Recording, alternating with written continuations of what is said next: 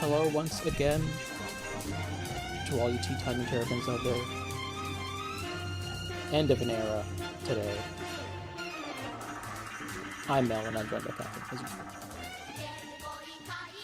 Yes, hello, I'm Katherine. I'm here to talk about Gamera 7?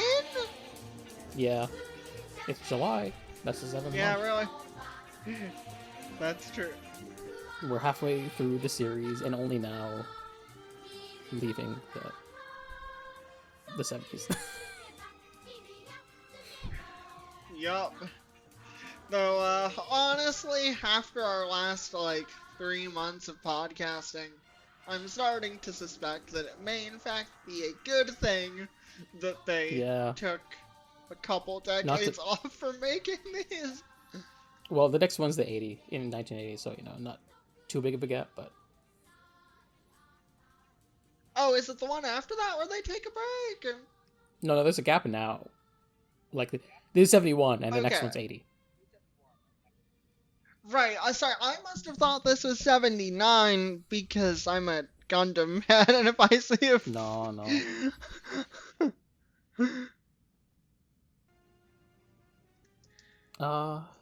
But yeah. Spoilers for ahead about the vibe today. What have we been up to? Technically, we're recording it in, I guess, a shorter time frame between the last time. Yeah, I think I've just been doing so much other random stuff that I have not actually sat down and watched too much more Gaim. Last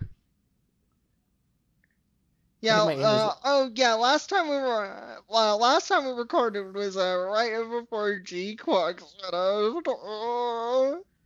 Yeah.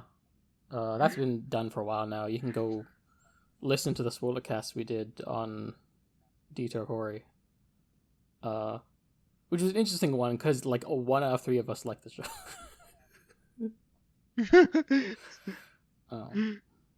Yeah, I won't get too much into it, because you've already done a pod about it. Yeah. But needless to say, I think it's pretty fucking bad.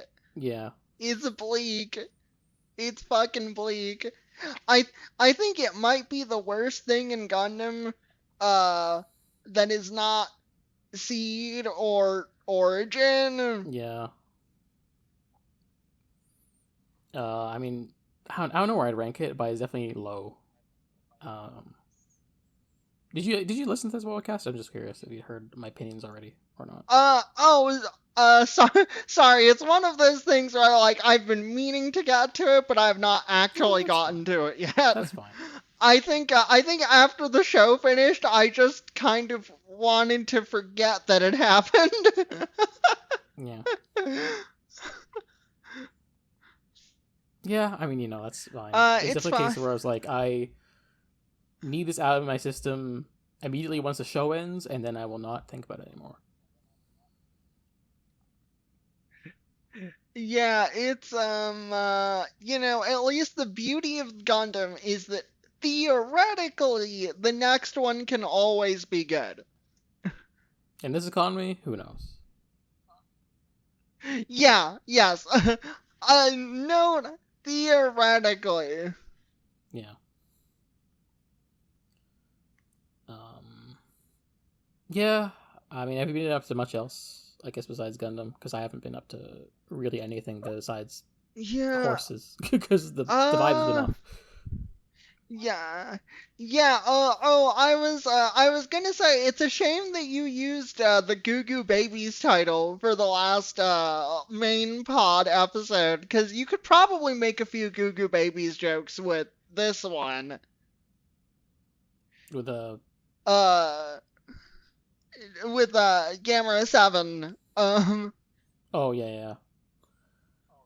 I mean, this is a movie for children, but Uh, we'll get to that. How it's uh, different. This feels different this yeah, time. yeah.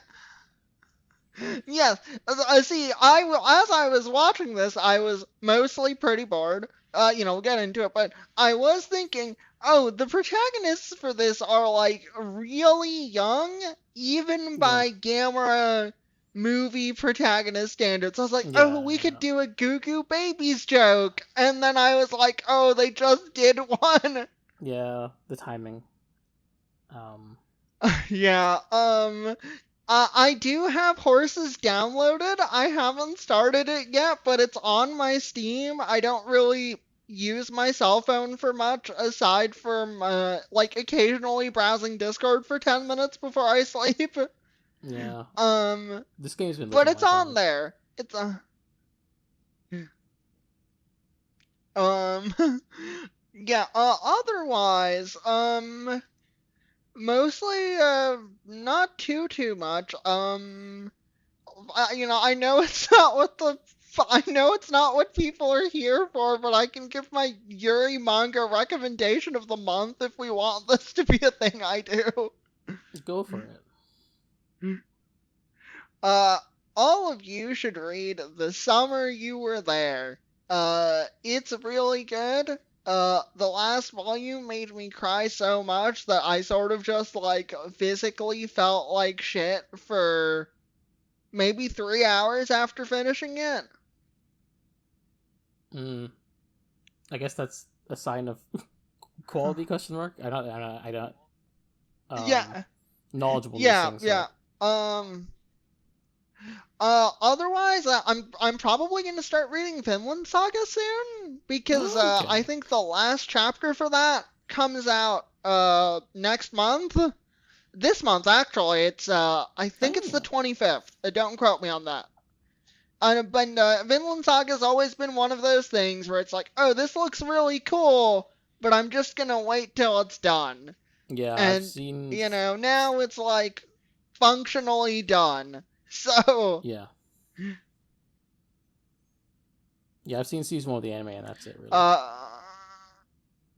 what did you think of it? Just real Yeah, it's quick. pretty good. I liked it. Hell yeah, we love to see it.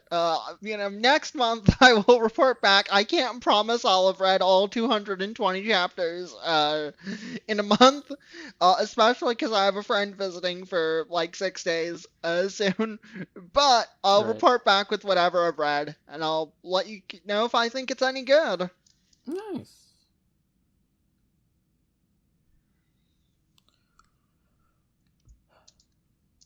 Alrighty then. I guess we don't have too much. Maybe we just like go into the thingamajig this time. Yeah,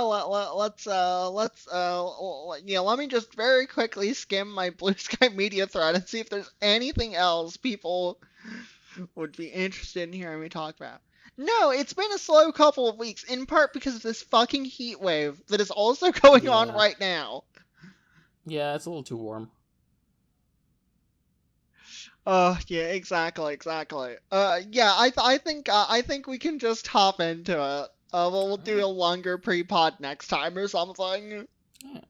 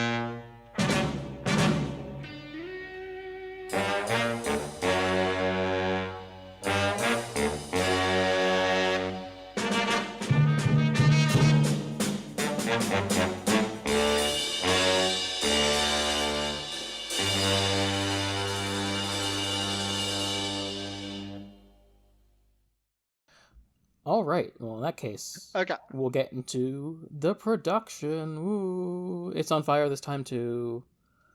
Jiger was a success, but Dai was falling apart at the seams. Recall how, like Yuasa and lots of guys were no longer employees but contract employees. They had no vacation pay. They had no overtime pay.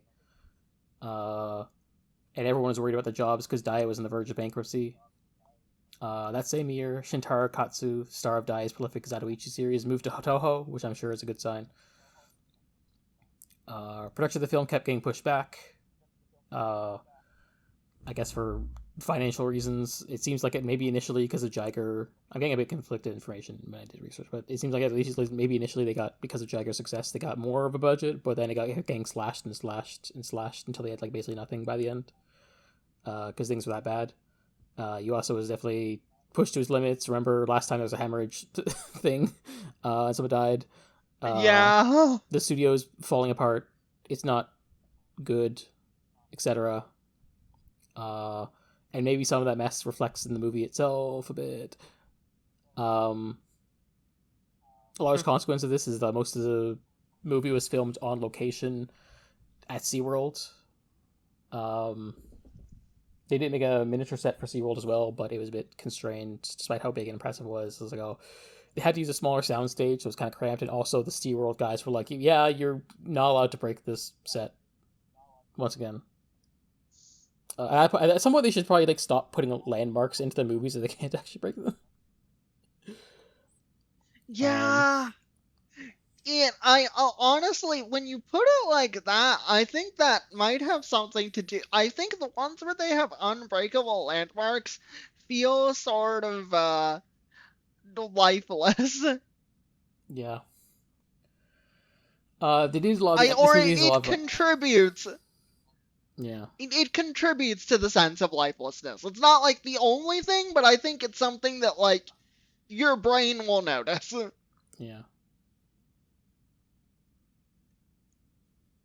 Yeah, but anyway, a lot of the underwater effects were done by like shooting the scene, but like shooting the camera through a water tank, or like sometimes I think for some of the lighting they used like hung a water tank from like the ceiling, and made pretty good effects. I think a little underwater scenes do look good and convincing as far as like being underwater goes. Zigra was once again designed by Tomohisa Yano, based on the goblin shark and the sailfish. According to the intro video given on the Arrow Blu-rays, sculpted by Norio Maeda, who is a person I could not find on the internet. So I guess I'll just take their word for it that he's a real person. The cast, we have Kenichi, the boy hero of this movie, who was played by Yasutsushi Sakagami, who would eventually grow up to become a writer and producer, but I had no idea what the things he worked on were. I was like, okay. Helen was played, who was like the, I guess, the white girl protagonist. Second of the pair was played by Helen. No, she's played by Gloria Zollner, and also her sister, the character Helen's sister Margie, was actually played by Gloria's sister Arlene, actual sister. So that's fun. Funniest cast choice in this movie: Helen's dad, played Tom Wallace, the scientist. Is played by Koji Fujiyama, who played Onodera in the second movie. I don't know why they're pretending he's a white guy in this movie. Yes, I did not catch that it was the same actor, but it was really like, oh, we're pretending this man is a white man. Yeah, I noticed on site, and I was come on. They could not, what's the word? They did not have the budget to hire an international adult actor. Yeah.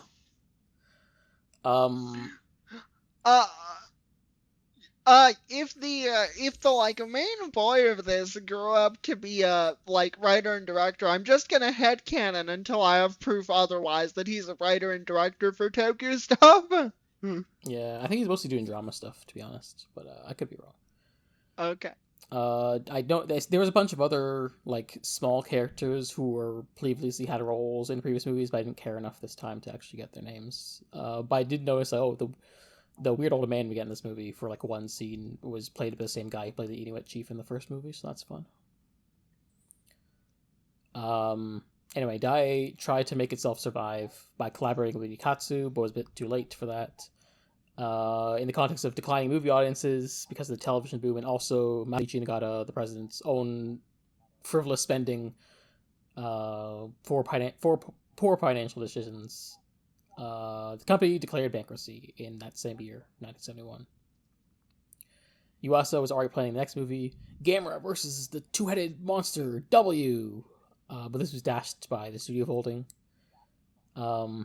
Apparently, there are two stories for the apparent destruction of all of the Gamera props at the studio following this. One being there was a workers' riot after they realized they no longer had a job, and this led to like a lot of the destruction of the property on the studio set. And others claim that like this may be a thing Yuasa himself said, but who knows? I'm not entirely sure. He said he himself got so upset he destroyed the props himself. So rip. Both of these like sound a bit apocryphal to me, but I could probably buy that it's like a combination of both. Yeah. And yeah, just in terms of contemporaries, funny if we have both the movie Godzilla vs. Hedorah and the TV show Spectre Man coming out that both have ecological themes like this movie does, because that was topical at the time. And also later that year, we get the Gamera being really unlucky, and that's missing the second Kaiju boom / Toku boom, because later the same year, after Dai is already bankrupt, and they spend like a year trying to like sort that out, I guess, in the courts. You have both Return of Ultraman and Kamen Rider, the first series, debuting within a day of each other and really launching like Toku's big again after like a lull in the 60s 70s transition.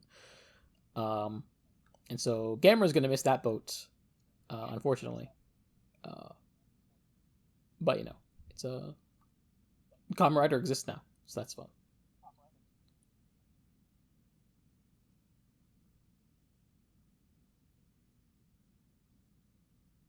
Are you still there? Yes. Sorry, I thought you had more to say. No, I finished.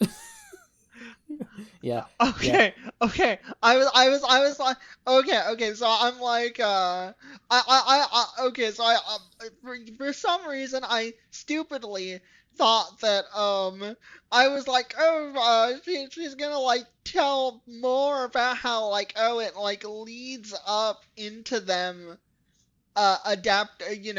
bringing the franchise back, but then I realized that you're probably saving that for next episode.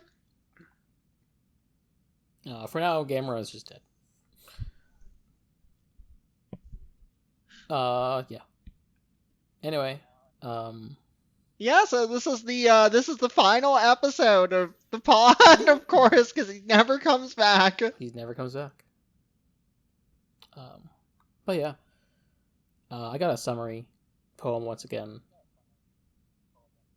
All right, give it a go. This is the poem for Gamera versus Deep Sea Monster, Zigra. Here we go again. Another alien plot. Just normal kids now. Yes, we should save the oceans, but that shark is no good here. Yeah, you hit everything. Yeah. That's all the plot. Yeah. Speaking of the plot, we start with like, oh, we're on the moon. It's the moon base. I guess the Apollo landings have happened now. But yeah, there's a moon base. Japan has a moon base that gets attacked by aliens.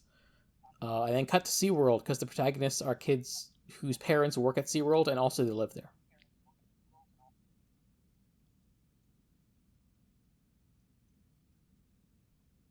Yeah. Because this is a movie that... This is... Go on. You first. Okay. I was just gonna say, this is the thing I was alluding to earlier in the pod. The kids in this like, generally the vibe I got out of Gamera children is that they are like somewhere between 8 and 12 Yeah. is like, they don't really have exact ages, but that's kind of like the vibe, Yeah.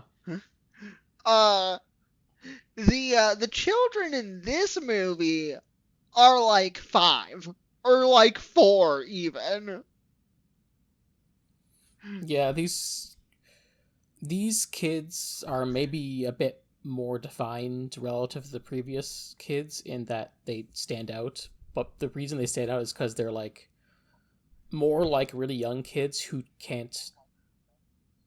are not because of their age, not because of like anything wrong with them. They aren't as competent or capable of driving the plot forward themselves. Like, we still have the kids making Yeah. observations that the adults don't, but like for the most part it's their dads who are actually doing things when like push comes to shove by the end of the movie. um Yeah, yes, they are. To call for it a very topical reference. They are goo goo babies. yes. Yes. Yeah, I think it's also worth feeling like, oh, the really shoddy movie Virus was the one with the most engaging kid actors. Because we had fucking Jimmy Neutron over here, and everyone else has just been kind of boring since. Yeah, yeah. What the fuck were the last kids? I'm trying to remember. It's only been a month Yeah, since we watched it, and it's just slipped my mind. yeah, they're really nothing of substance. But No. yeah, we get like this whole thing of like, oh no, the poisoning of the seas, environmental destruction. Oh, this is so sad. And it's like, ah, yes. When I think of like institutions that treat marine life properly, I think of SeaWorld. I think it Absolutely. is really funny. They're like, oh yeah, like SeaWorld, this bastion of like ecological mindedness, just because oh I guess they technically tend to the animals there, but you know we don't need to get into the issues of like places like SeaWorld or Marine, etc., etc. Um, Also, the radio says, yeah, a bunch of earthquakes happen in like Saudi Arabia or in Peru that killed a lot of people. So, also, kids show up and eat their dad's lunch, which is like, damn, that's fucked up. But yeah, this is when the UFO that we saw on the moon shows up, and then Gamera also shows up. Um, and once again, we have to be told, oh, the Gamera's a friend, don't worry about it. And then They gotta tell the new kids, the new kids who are popping in this yeah, year. and then everyone on the boat gets kidnapped, and there's a woman on board who's like, "Hey, I'm an alien." The kid's like, "Oh yeah, it's an alien," and the dad's like, "No, oh okay, maybe she said she's an alien, so maybe she's an alien." And she's like, "Oh yeah, we're from Planet Zigra, uh, and we're gonna show our power prowess by causing another earthquake to destroy Tokyo." And then we get shots of Tokyo being destroyed that we never actually go to. We just kind of see it from a distance. She's like, "Oh, okay, I guess Tokyo is destroyed." Okay. And then we get the lore, which is like, oh, Zigra was a marine life planet, but then the civilization there overpolluted it, and now they're coming to Earth, and now Earth is also overpolluting it, and the Zigra are like, well, this ocean is nice for us, and you're ruining it, so now we have to conquer you, so save the oceans from you, so we can use it. And I guess because like both the dads here are like scientists with a position of authority, because in kaiju movies, if you have a PhD, uh, everyone believes you, as we've established in the movies. So Yeah, so I mean so that's how so the it alien works in so real the alien's life, like, yeah, right? we're gonna fuck shit up, and then the doctor, Ken's dad, is like, oh yes, I'm a scientist, and I think, yeah, they're gonna fuck shit up. And then something happens where like the dads are put to sleep by the aliens like mind control, but then at some point the alien herself freezes, and this lets the kids escape. They like do the thing where like, oh, we teleport back away. We reverse the teleportation, and after dragging the dad onto the boat again, and then they try and like do a sailboat thing, Like, oh, the engine's stalled. We have to try sailing. Also, like, there's this shark guy hanging over who's like, oh, I am your boss, and don't worry, we should not kill all the people because we eat the land animals for food, just like how the people of this earth eat sea life for food. I'm like, that's exactly how that works. But anyway, Gamera like saves the kids when like it seems like a giant shark thing attacks them and destroys their tanker, and then they end up on. I have a Yeah. I have a funny thought about this movie that I'm just gonna say now, because who knows if I'll remember it by the time you're done with the summary. Yeah. I feel like if this movie was not a movie for like babies, Yeah. you could take this premise and make a pretty good like schlocky horror, like oh, you see a bunch of people getting like fucking murdered by fish creatures like type movie out of Yeah. it. Yeah. Hmm. Yeah, Gamera drops them off on some random island, and they're like, man, there's like a weird old man here. He must have traveled to the past in like a really forced. It feels like this is trying to go for a joke, and it feels really stilted and forced. And the guy's like, nah, this is 1971. We're just, we just have like we just kind of dress weird here. It's fine. We dress old fashioned here. Is the thing. He's like, and that's like, well, that's how that happened, I guess. But anyway, they go to the SeaWorld, and this is where like the military, who's like, well, SeaWorld now the base of operations. The military is like, hey, can you tell us what happened because your dads are still unconscious? And the kids give the most 6-year-old answer. It's like, no, it was big and silver, and they didn't give us juice and stuff. And the kids are like especially not helpful in the way that the previous movement ones were because their age. Then some scientist guy who I didn't get the credits for hooks the dads up to the device and trying to read their brainwaves, and it's like, well, they must have been hypnotized. Presumably we can wake them up, but we don't know how yet. But we do get confirmation the UN will attack Zigra, and so they do that, and that doesn't work. They lose.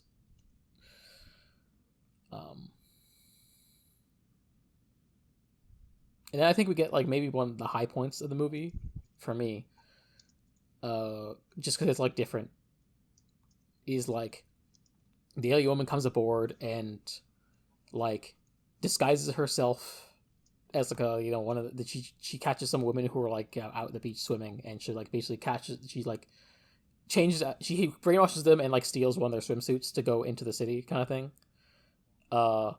And there's a bit where like one of the guys at SeaWorld is like getting into an argument to buy fish from a guy who owns a hotel, and they're like, I need this fish for SeaWorld, and the other guy's like, I need this fish for my guests at the hotel, because my hotel is the one where all the reporters who are reporting on this are staying, which means I'm the one hotel who's still functioning. And the guy's like, well, fuck you. But then he like sees this woman in a swimsuit, which is a little bit weird, and definitely was for fan service for I read in production notes. Because dads are also seeing this movie. That feels gross. But anyway, she's like, Yeah. she just kind of says, hey, I heard that there's these two kids at the SeaWorld. And he's like, well, I guess I have to presume you are a legitimate person who knows them, and I'll take you there. And at this point where it's like when she gets dropped out of SeaWorld, she's like, well, okay, I'm going to steal someone's actual outfit so I can use it. And then she begins like brainwashing a whole bunch of soldiers, and the military is like, I think there's an Among Us situation going on over here. And we get a bit about Gamera over in Tokyo eating the flames while the kids are watching on the TV, which lets the alien lady sneak up. And they get like a really lengthy chase sequence where they go around the SeaWorld, which was partially for budget reasons because they can't do an actual second fight here or third fight here. No. But yeah, we just get a bunch of. You think they had? I was just gonna say, you think they had the budget for multiple fights in this movie? Yeah, they just ran around, doing all sorts of chase shenanigans. At one point, the press recognize her as a name. We'll find out later, and she brainwashes all of them. Before the kids temporarily manage to hold her off by like locking her in a Ferris wheel, but they get caught off screen later. So you know.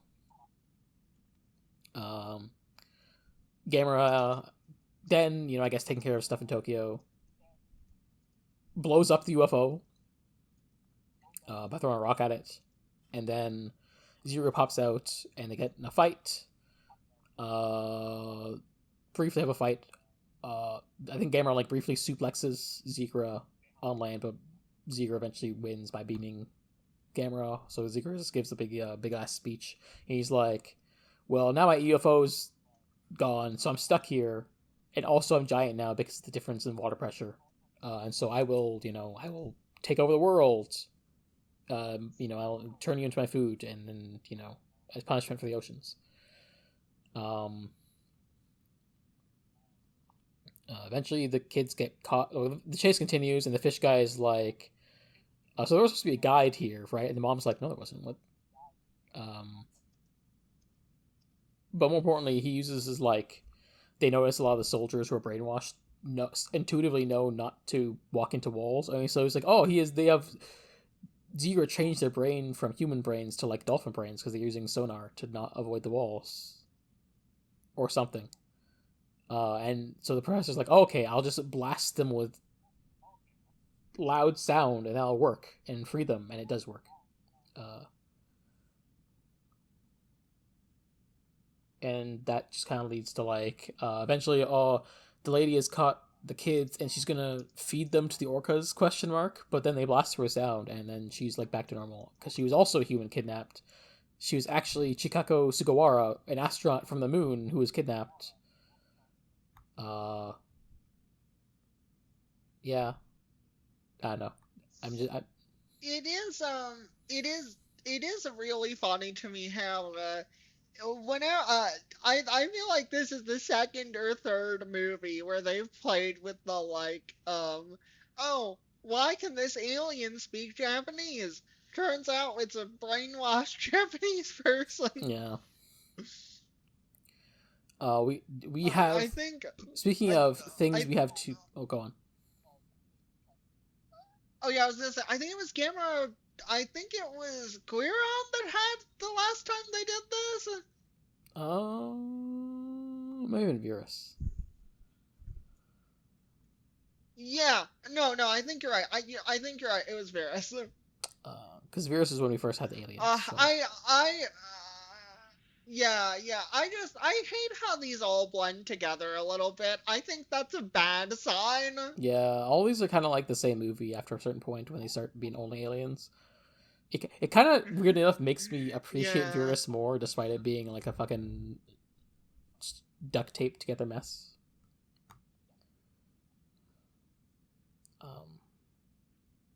Speaking of which, we have another submarine scene. Ooh. And so like the dads go and check on the submarine because they've been waking up. They go in the submarine, but also the kids snuck aboard, and then they get attacked by Zigra and get drunked into a deep trench when they're gonna run out of oxygen. They do at least determine that Zigra is weak to light, but I don't think this actually matters in the end of the movie. Like they kind of fuck with it a bit, but then they do kind of just like lose at some point because Zigra's just like, okay, I'm gonna fucking. I think he gets tired of them and beams them, which I think we find out later they don't die from oxygen loss. They just kind of like the beam kind of puts their cells in stasis or whatever, and that means we can revive them somehow. And how do we revive them? Well, they learn from the example of Gamera right now, which he gets shocked by lightning and comes back to life. And so Gamera goes and rescues them, which is where they recover the dads and the kids, and like, yeah, we can revive them with electricity, just like Gamera. It's really kind of like, I don't know what you just said. I think I half understand, but I think it's kind of whatever. But yeah, then we just have the big fight. Gamera gets sliced in the shell a bunch. There's another suplex of the water, and then I think they kind of stop caring because like Zero isn't really fighting back. He's just kind of flopped on the ground. Gamera does a xylophone thing with his back after like getting a rock stuck on his nose, and then he does a little dance and just fucking burns him, and that's it. Just reduced to ashes. And then Gamera is like, okay, bye. And the kids are like, yay, thank you, Gamera. And then Ken's dad is like, we should care for our oceans. And then the movie's over. So true.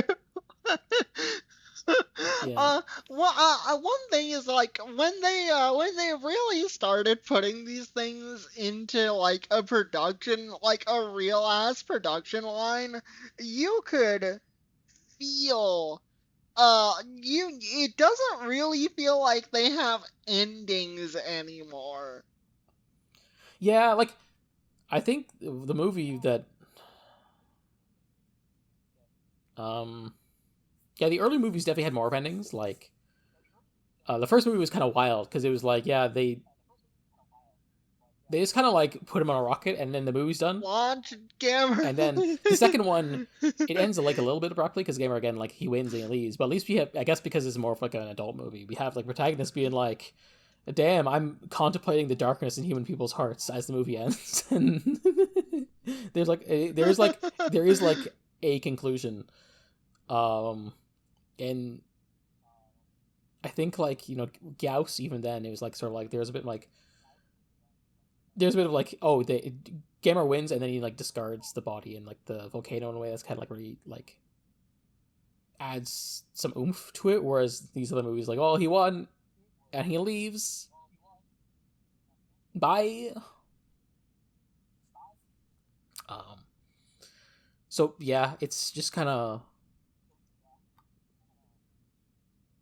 yeah, I mean, I just kind of went through the plot summary because that was just kind of it. Despite this movie being like only like 90 minutes, and even then I'm like watching 1.5 speed, so that's like an hour. I wish I watched at 1.5 speed instead, and maybe it's bad form to admit this on pod, but who gives a fuck? I just kind of kept tapping out for like 20-30 second intervals. Yeah, I kept like looking at my phone. Like I want to say there are like aspects of this movie that make it a bit more unique compared to the last one. Where the last one, outside of like the body stuff, really just did feel like greatest hits in a way that felt like shallow. It was like, I guess to that movie's credit, yeah, it was like both like the occult stuff and also the like inside the body stuff as well. That's the things that make it a little more unique. This one, I guess, like, there's a bit of focus on like water stuff, but again, we're back to like aliens in a way that's kind of boring. A lot of like the spaceship looks kind of the same as like the Vera spaceship. A lot of the same aesthetic sensibilities. Like I guess like the Zigra puppet is cool and like the water effects are cool, but it's just like, I don't know. I mean, I guess the kids are stand out a bit more on account of being so young that their like inability to actually be as active protagonists makes them stand out compared to like the last two movies where it's like literally nothing. These are just generic kids, but also it's still not engaging. And so it does feel like I'm just wait, I got a good joke here. This is the Victory Gundam of Gamera, except Victory Gundam is good. Yeah, Victory Gundam is not good, so you can't like use that. No, I was just thinking because like Uso is like really positioned as like a young protagonist, so I was like, oh, that's kind of like Victory Gundam. Yeah, I guess. No, it's not that much like Victory Gundam. I think I probably just have Victory Gundam on the mind because an oomph has been rewatching it. One of the best to do it. One of the best to do it. Is there much to say about this movie? I fucking wish there was. Like, it feels like the worst of both worlds, where it's like even the degree to which this movie is maybe a bit different is undermined by the weight of how much it is the same. We already were thin last time, and it feels like maybe there's less to say this time. and also we didn't have even a lengthy preamble. No, for But well, this pod will yeah, probably be out it's on the anniversary of this movie's release at least. So. yeah, the anniversary. How many people in this world do you think care about the anniversary of this movie? I'm gonna bet like two Yeah, people who watched it as a kid like 700 times. yeah. I thought it'd be neat, but you know. No, it's good to have it. I'm just like you know. Yeah. Yeah, like we don't really get destruction even the same way as Jiger did. Like Jiger, they didn't destroy the expo, but they did destroy Osaka, and that's something. Um, Yeah, it's like, why even do this thing if you're not gonna have much destruction in it?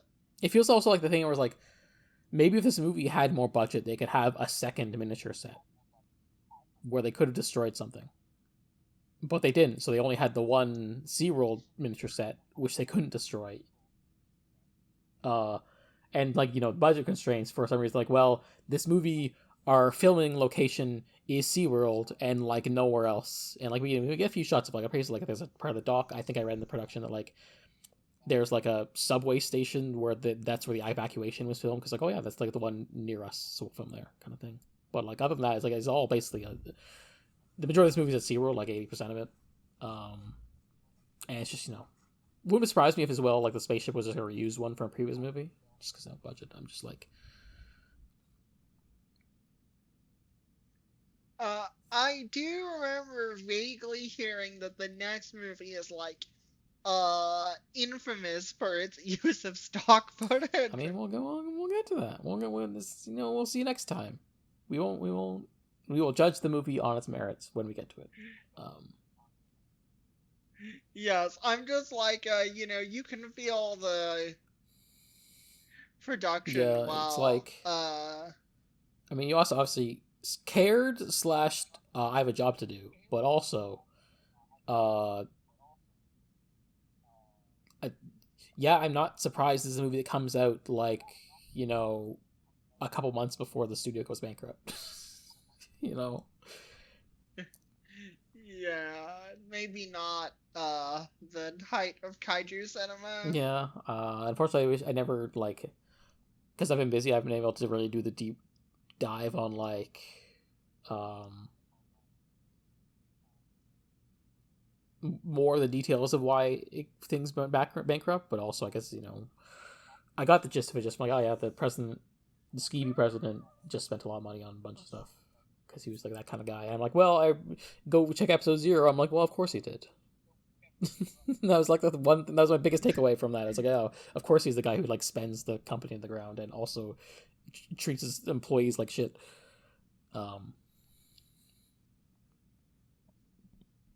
Yeah. Um,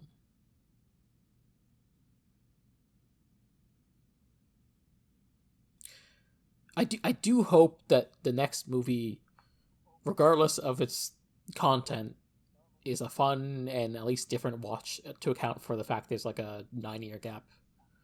Um,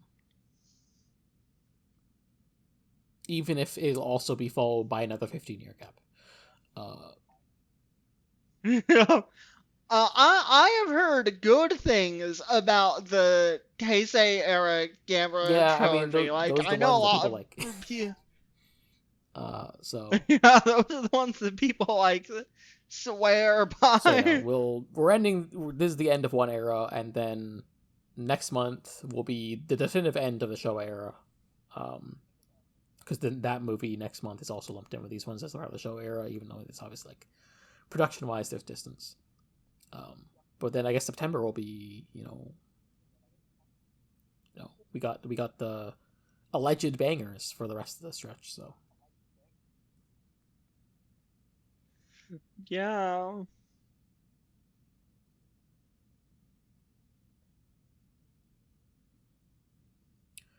Do you have any final thoughts? Like, do you have any other thoughts or like additional things?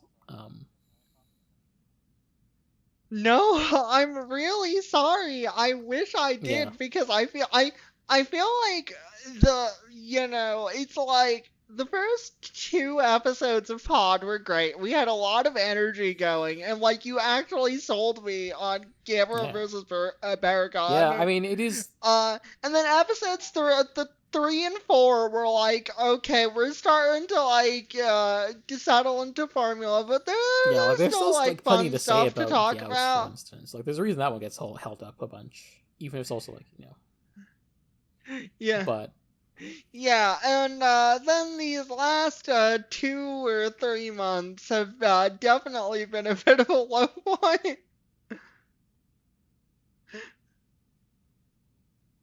It's the same movie. It's the same movie, but the children don't do anything because they're goo goo yeah, babies. yeah, yeah. I mean, I guess this one can just be a short one. It just it feels like oh, this one's gonna be like half the length of every other episode. But that's fine. It's just they should have made a better movie. I mean, that's mean. There are reasons they couldn't make a better movie. That's structural, but still, it is a shame. Yeah, it's hard to blame it. Um, well, in that case, do you want to rank the kaiju? Yeah, okay, okay. Uh, did did Zigra leave any impression on me? I think he looks cool. But other than that, Uh, yeah, no, he doesn't really have interesting lore, but I do like his yeah. design. Maybe let's just start off Gamer and S, right? So, yeah, And then Baragon, where is he going again? We'll just go in order, and then Baragon, yeah, Baragon, should we had him in high A, right? I feel like the more time passes, the more I'm willing to let him squeeze into the bottom of S. But yeah, I'm still okay with high A. well, yeah, let's leave it high A for now. Gyaos. Did we have Gauss in C? I I think feel like that sounds yeah, I think right. you see, like he was all right in his own movie, and then he got jobbed in the Giron movie, so that brought him down. Yeah. So like C sounds right. Virus. I think Uh, he was pretty low. He was like a D or something. But yeah. how do you feel about that still? Definitely not a very. Yeah, I stand by Okay. that. I stand by that. Okay. Guron. I believe he was also an A. Because he was also pretty cool. Yeah. Gron's cool. Like he kind of has a bit of a Digimon Yeah. vibe, you know? His movie is definitely the best of this like post formula batch. Even if Virus still has the Yeah. better kid protagonists. Which I But also we weren't as fatigued by then, so. yeah. Jiger, where is she going? I forgot. Where did we put her last time? I think she feel ranks like surprisingly high. I don't know if I actually care to give her that this time. yeah, the thing is, let me tell you, having spent 3 weeks away from her, I don't really remember anything about her. I had to like Google what she looked like, Yeah. which I think to me was probably like a C, like it's kind of like the bad C, where it's like so neutral that there's no emotion, positive or Yeah. negative. Yeah, I think that's true. I think C is fine. Like there's some the egg stuff Yeah. I guess is neat enough, but it's whatever. Which brings us to Zigra. Good design, not super interesting like lore or Yeah. movie. Is that B or a C, you think? Because I think just not being as interesting It's disqualifies it for either A. yeah, it's like either top or it's either top of C or like bottom of Yeah, B. we can just give him B for simplification because he's like the only one going to be in B at this Sure. point. That's true. So we have like Gamera in S, Baragon and Guron in A, Zigra in B, Gyaos and Jiger in C, and then Virus in D. Okay.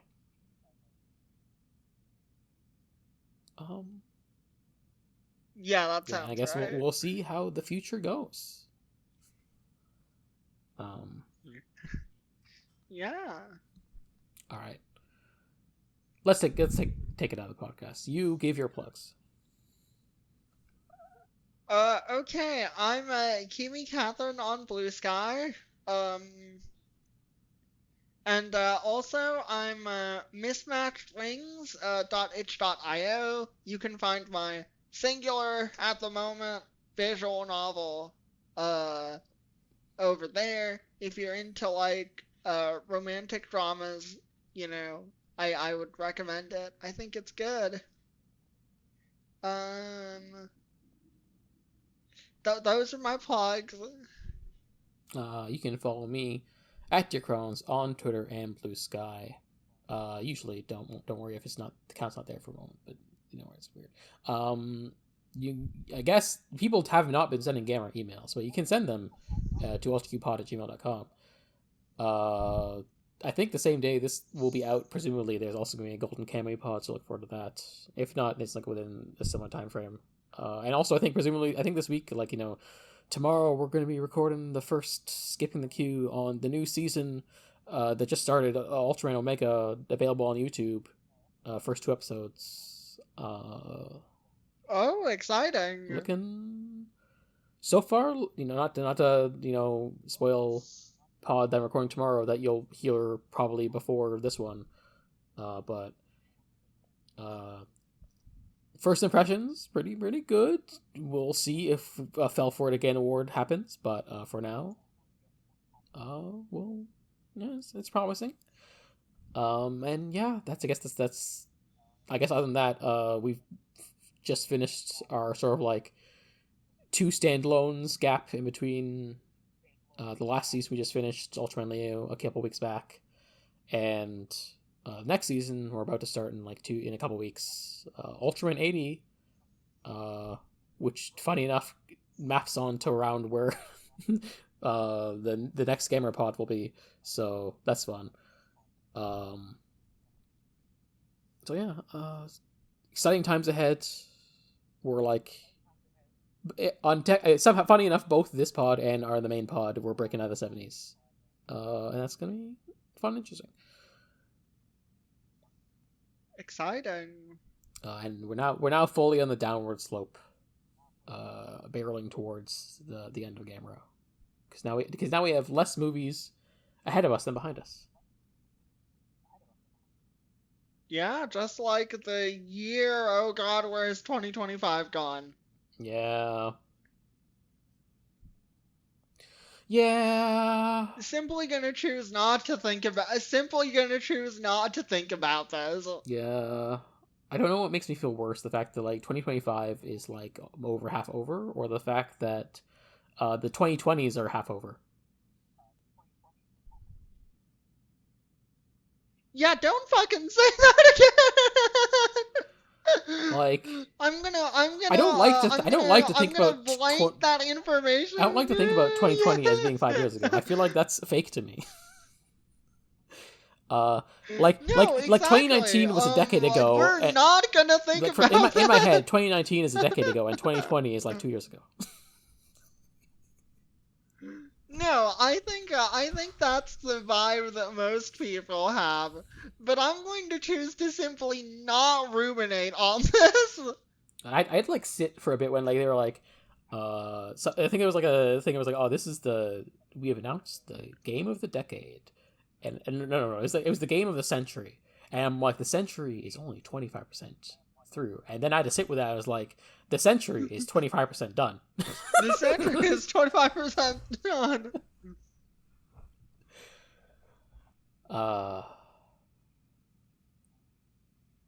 Well, anyway, I guess technically like we're halfway done the movies of Gamera. We're gonna do the series after, so you know, this pod has got like a little bit of legs left to it. So I like to hope that when we get to the movies that everybody likes, the pod will be lively and we'll have real discussions and like multi-hour episodes. Yeah. I mean, to be fair, Again. most of us were like they're I think we only had like 1 2 hour episodes, but you know, it's fine. It's fine. Sometimes it's fine to just like we're in and out. Somehow we rambled, expanding the length of the podcast just by saying things that have nothing to do with the movie. So true. But alrighty, give your sign off, Kevin. Alright, I will see you all in the depths of Atlantis. And I'll see you in Shell.